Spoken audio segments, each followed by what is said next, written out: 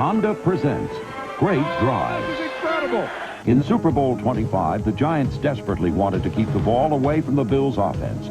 Stay tuned to see how they used ball control to drive to victory. In the third quarter, the Giants set a Super Bowl record by consuming 9 minutes and 29 seconds during a methodical 14-play drive, which ended in a 1-yard TD run by the game's MVP, Otis Anderson. Touchdown! The 95 World Series, the Breeders' Cup, Super Bowl 30, the NBA Finals, the Olympic Games, all on America's sports leader, NBC. All right, Marv, the Steelers and the Jaguars in Jacksonville, and the Jaguars are on the board. Mark Brunell, 10-yard pass. Cedric Tillman finds the end zone with the extra point. The Jaguars jump on top of the Steelers, 7-0 in the first quarter, Marv. All right, Marv, how many times did you think you'd hear this? The Jaguars have struck again. James Stewart from 6 yards out, his first National Football League touchdown. Jacksonville leads the Steelers 14-0. About 6 minutes to play in the first half, Marv. All right, Marv, at Minnesota, the Oilers have jumped back into it. Watch Warren Moon over the middle, picked off by Chuck Cecil, and watch Cecil's cutback on Moon. 20-yard return for a touchdown. The Oilers converted the 2-point attempt, and they only trail by 3, 17-14 in the third, Marv. Jerry, we're about to meet Freddie Fast. Oh, there he is. Yeah, you do, man. Hey, guys, what's in the bag? McDonald's juicy quarter pounder with cheese. 2 for $2, Mr. Half-size halfback. Hey, I'll trade you autograph for them. Go away, Mr. Rushmeister. I'll trade you autograph football. It's not going to happen here, Rocket Toast. Season tickets. Got him. Skybox? Now you can convert $2 into 2 hot, tempting quarter pounders with cheese, or 2 morning fresh sausage McMuffins with egg. But the clock's ticking, so hurry. And this just in. Superstar running back Barry Sanders is involved in some kind of major trade.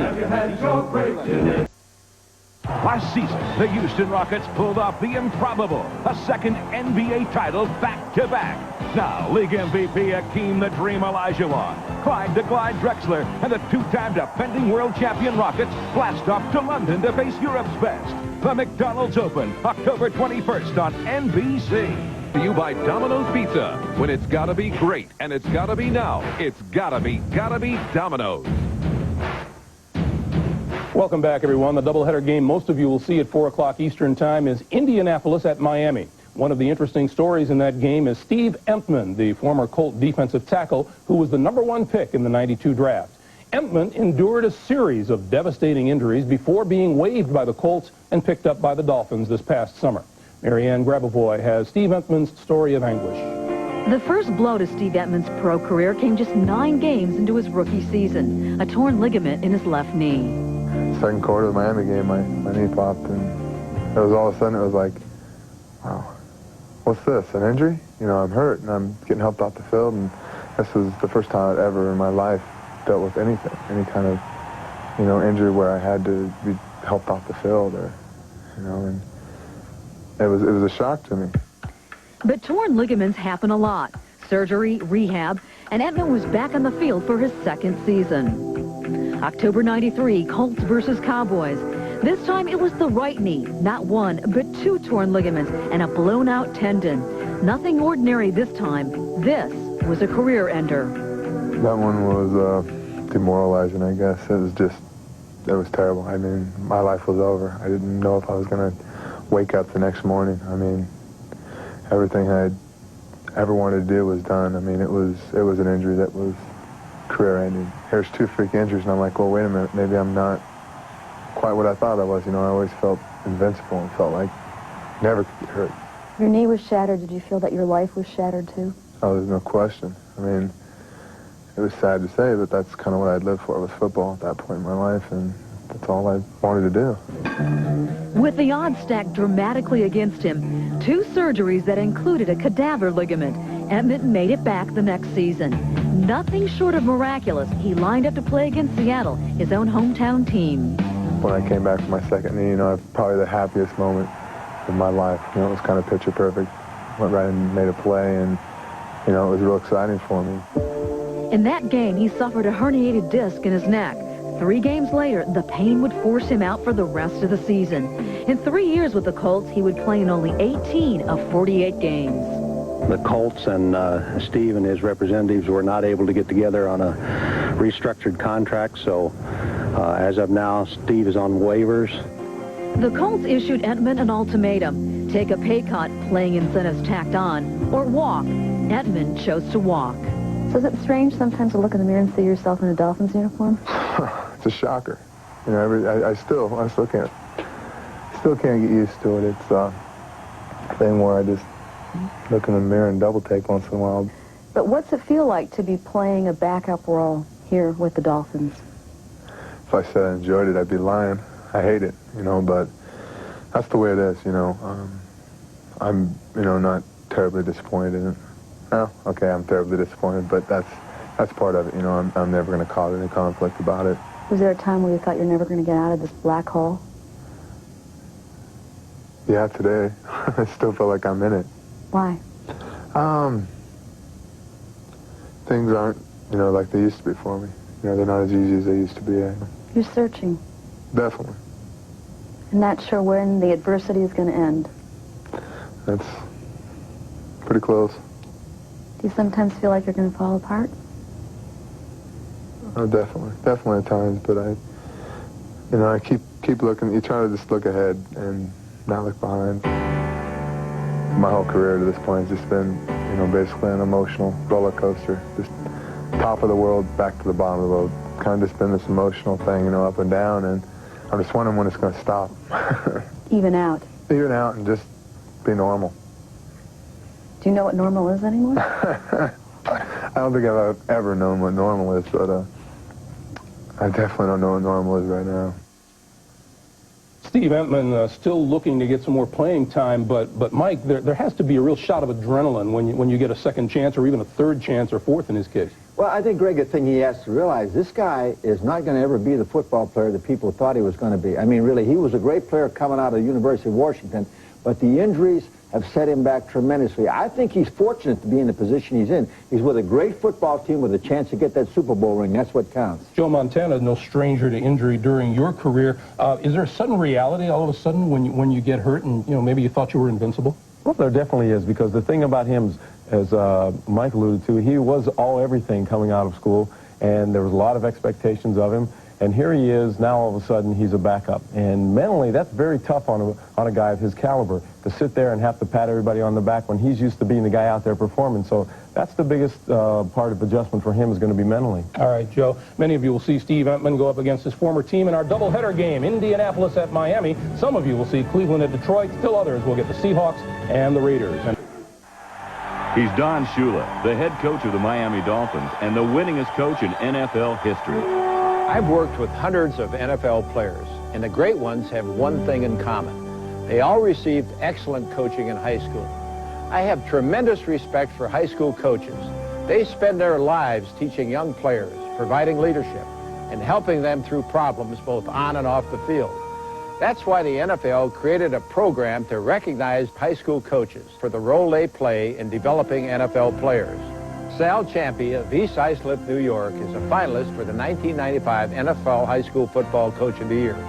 He was nominated by Boomer Esiason. I have always emphasized that our team should be like family, everyone pulling together for a common goal. And I've also wanted my football program to be a positive, educational experience. Congratulations, Coach Ciampi. On behalf of the NFL, I want to thank you and all high school coaches for everything you do for the game of football and the young people who play it. Mitsubishi Motors presents Diamonds in the Rough. This 7th-round draft pick seemed destined to play second fiddle to Redskins quarterback Heath Shuler. But last week, he conducted a stunning upset of the Dallas Cowboys. Who is this Diamond in the Rough?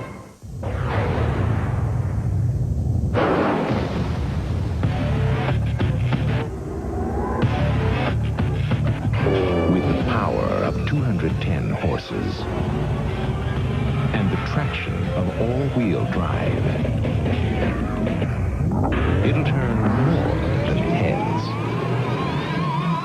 The Eclipse from Mitsubishi. See your dealer for great lease offers on all Eclipses, including turbo models. Redskins quarterback Gus Frerotte has proved for real. And last week he made believers of the heavily favored Cowboys by throwing for 192 yards with 2 touchdowns. Gus Frerotte, a true diamond in the rough. Dad? Yeah? There's something I want to tell you. What is it, son? Well, Dad, you're my dad.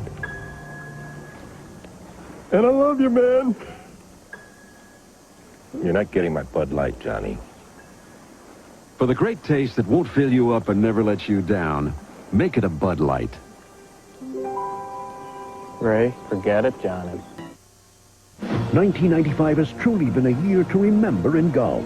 From Corey Pavon's incredible triumph in the U.S. Open to Tom Weiskopf's emotional victory in the Senior Open to Annika Sorensen's win in the Women's Open, it's been a remarkable year. The 1995 USGA Year in Review, next Saturday on NBC. And you say the Bills still aren't doing things quite right, are they, John? Well, they're just not getting the ball in the end zone when they have to. They're getting down in the red zone. They're kicking field goals. And in this league, if you want to win for any length of time, you can't kick field goals and expect to win. And the Dexter Carter fumble, a very, very valuable one for the Bills at the end of the first half. They lead at 16-3. In Dallas, the Cowboys are leading the Green Bay Packers 17-3 early in the third. Troy Aikman is playing in this game. He's thrown a touchdown pass to Jay Novacek for 10 yards. Houston is at Minnesota, where the Vikings are leading the Oilers 17-6. That game has now moved to the second half. Warren Moon up against his team, his former team, for the first time, and a new wrinkle in Houston's offense here. Chris Chandler slips, gets up, finds Frank Wycheck for the first down. Houston consumed 10 minutes on their opening drive, settled for a field goal. It was 6-3 Oilers in the second. Moon over the middle. Look at Chris Carter. Great catch for a Vikings first down, and then Moon to Carter again. They hooked up twice for touchdowns in the first half. That one good for 4 yards, and the Minnesota Vikings are leading it at the break by a score of 17-6. You say the Vikings are a little fortunate in this game, Mike. Well, they are. You know, Moon threw an interception for a touchdown. It was called back for roughing the passer. 2 plays later, they go in and score. But that's, you know, it's a break. Then they took advantage of the break. A lot of teams can't do that. But right now, Moon and Carter are just too much for Houston. The Oilers are 0-3 at home. They are 2-0 on the road, but they're losing this one early in the third, 17-6. At Jacksonville, the Jaguars leading the Pittsburgh Steelers 17-10 in the third quarter. Neil O'Donnell back at quarterback for the Steelers after missing 4 games with a broken little finger on his right hand. But Mark Brunell hooks up with Cedric Tillman here for a 10-yard touchdown pass. 7-0 Jacksonville. Jaguars punt. Pittsburgh's Andre Hastings on the return loses the ball right there. And the Jaguars are on it. That set up James Stewart for 6 yards and a touchdown. Jaguars went up 14-0. The Steelers have just added a field goal, but still trail by a touchdown, 17-10. In Tampa, the Bengals and the Bucs have moved to the second half. Tampa Bay leads Cincinnati by a score of 10-6. Bucs coach Sam Wyche against his former team for the first time ever in the regular season. Trent Dilfer at quarterback. He was knocked out of last week's game with a concussion. Finds Alvin Harper for 49 yards to the Bengal 19-yard line. With the score tied at 3 in the second quarter, Eric Rep finishes off the Tampa drive with a 2-yard touchdown run. That's his 5th rushing touchdown of the season. Tampa Bay led 10-3 at that point. They now lead at 10-6 early in the second half. At Soldier Field in Chicago, Eric Kramer, 2 touchdown passes. The Bears lead the Panthers 14-13 in the third. And in Philadelphia, they've gone to the second half. The Eagles with a 1-touchdown lead on the Washington Redskins. It's time now for the second half in Orchard Park. We rejoin Marv Albert and Chris Collinsworth.